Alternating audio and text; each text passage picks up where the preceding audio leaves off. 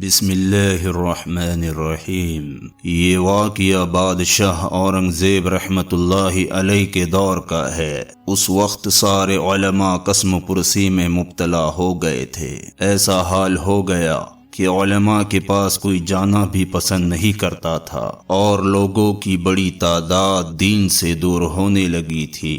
علماء کے پاس مسائل آنے بھی بند ہو چکے تھے۔ علماء سے دور ہونے کی وجہ سے ہندوستان کے اکثر ریاستوں کے عمراء دولت و عہدے کے نشے میں چور ہو گئے اور بیچارے علماء جوتیا چٹکھاتے پھرنے پر مجبور ہو گئے۔ چونکہ بادشاہ اورنگزیب خود ایک بڑے عالم تھے، اسی لیے وہ اہل علم کی عظمت کو جانتے تھے۔ جب ان کے سامنے علماء اکرام کا یہ سارا حال سنایا گیا تو انہوں نے ایسا کوئی بھی درس یا بیان اخبارات میں شائع نہیں کروایا جس میں یہ لکھا ہو کہ ساری عوام علماء کی قدر کرے، بلکہ بادشاہ سلامت نے یہ تدبیر اختیار کی کہ انہوں نے سبھی ریاستوں کے نوابوں کو اپنے پاس بلوا لیا۔ سبھی نواب ایک ایک کر حاضر ہونے لگے۔ جب نماز کا وقت آ گیا تو بادشاہ نے کہا، ہم چاہتے ہیں کہ آج فلاں والی ملک جو دکن کے نواب ہے وہ ہمیں وضو کروائے۔ لہٰذا دکن کے والی حاضر ہوئے اور انہوں نے بادشاہ کی خدمت میں 7 سلام پیش کیے اور کہا کہ ہماری بڑی عزت افزائی ہوئی کہ بادشاہ سلامت نے ہمیں وضو کروانے کا حکم دیا۔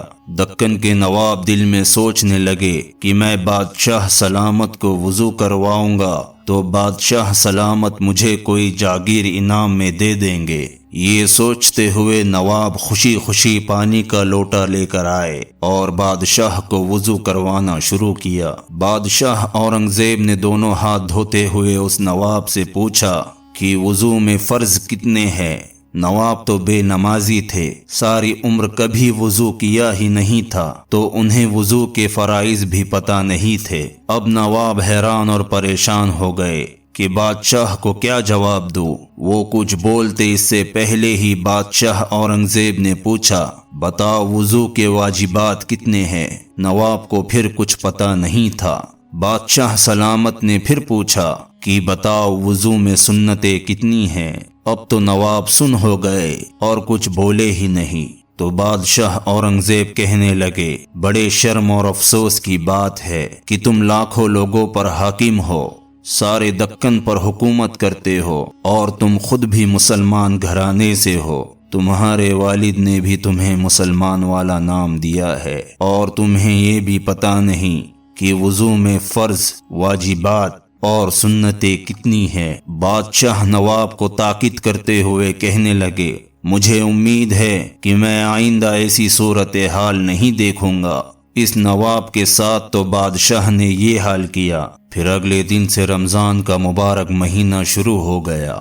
بادشاہ افطار کرنے بیٹھے تو دوسرے صوبے کے امیر کو بلوایا اور کہا کہ آئیے آپ بھی ہمارے ساتھ افطار کرنے بیٹھیے۔ اس نے کہا کہ یہ تو بادشاہ سلامت کی عزت افزائی ہے، ورنہ مجھ فقیر کی قسمت ایسی کہا کہ بادشاہ سلامت مجھے یاد کرے۔ یہ کہہ کر وہ نواب بیٹھ گئے۔ جب افطار ہوا تو بادشاہ اورنگزیب نے ان سے پوچھا کہ مفسدات صوم یعنی جن سے روزہ فاسد ہوتا ہے وہ کتنے ہیں؟ اتفاق سے اس دن اس امیر نے روزہ ہی نہیں رکھا تھا اور انہیں پتہ ہی نہیں تھا کہ روزے کے مفسدات کیا ہے۔ اب وہ چپ ہے اور سوچنے لگے کہ کیا جواب دے۔ تو بادشاہ نے کہا، بڑی بے غیرتی کی بات ہے کہ تم مسلمانوں کے امیر ہو، والی ملک اور نواب کہلاتے ہو، ہزاروں آدمی تمہارے حکم پر چلتے ہیں، تم اسلامی ریاست کے مسلم حکمران ہو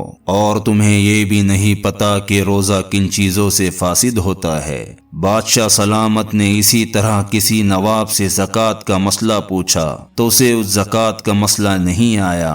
پھر بادشاہ سلامت نے کسی نواب سے حج کا مسئلہ پوچھا تو اسے بھی اس کا جواب نہیں آیا۔ ایسے ہی بادشاہ نے سارے نوابوں سے مسائل پوچھے تو کسی ایک کو بھی کوئی جواب نہیں آیا۔ پھر بادشاہ نے سبھی کو تاکید کرتے ہوئے کہا کہ میں امید کرتا ہوں کہ آئندہ کسی کا یہ حال نہیں دیکھوں گا۔ جب سبھی نواب اپنے اپنے ریاست کو واپس ہوئے تب انہیں مسائل معلوم کرنے کی ضرورت پڑی، تو انہوں نے مولویوں کی تلاش شروع کی۔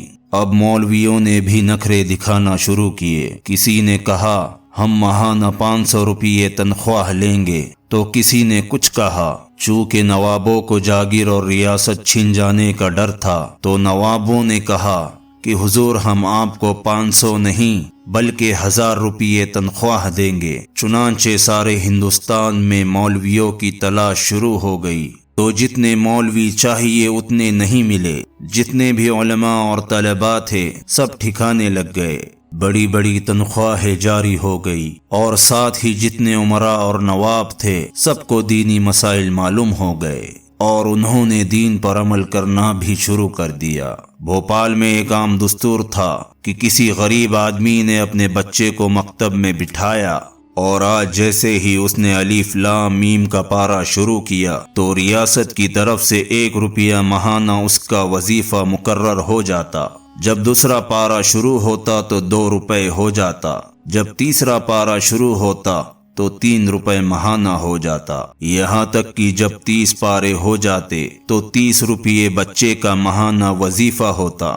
وہ سستا زمانہ تھا، ہر چیز سستی تھی، تو 30 روپے ماہانہ بھی بہت زیادہ ہو جایا کرتے تھے۔ اس کا نتیجہ یہ ہوا کہ جتنے غریب لوگ تھے جنہیں کھانا تک نہیں ملتا تھا، وہ اپنے بچوں کو مدرسے میں داخل کرا دیتے تھے کہ جس دن حفظ قرآن شروع کریں گا تو اسی دن سے وظیفہ بھی جاری ہو جائے گا۔ ہزاروں گھروں سے ہزاروں حافظ پیدا ہوئے، اور ساری مسجدیں حافظوں سے آباد ہو گئی، اور اسی طرح سارے ہندوستان میں علماء کی قدر کرنا پھر سے شروع ہو گیا۔